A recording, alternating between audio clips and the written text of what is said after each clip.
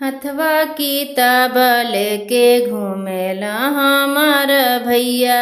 हथवा किताब लेके घूमेला हमार भैया। अब के हो पढ़िए इंग्लिश पढ़ाई जी। अब के हो पढ़िए इंग्लिश पढ़ाई जी।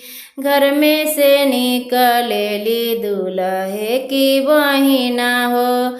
घर में से निकलेली समाधि के बहिना हो। अब हम पढ़बो इंग्लिश पढ़ाई जी। अब हम पढ़बो इंग्लिश पढ़ाई जी। कितनी के हउए तोरे कलम किताबिया हो।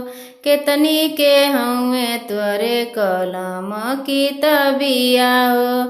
अब के तना में देब पढ़ाई जी। अब के तना में देब पढ़ाई जी।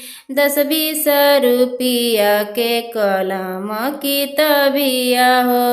10-20 रुपया के कलम किताबिया हो। अब माफ कई देबे हम पढ़ाई जी। अब माफ कई देबे हम पढ़ाई जी। हमारी पढ़ौनी छिनरो कुछु मती दिहा हो।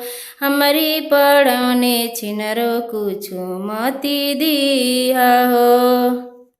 एगो चुम्मा दे के लिहा पटाई जी। एगो चुम्मा दे के लिहा पटाई जी। हथवा किताब लेके घूमेला हमार भैया। हथवा किताब लेके घूमेला हमार भैया।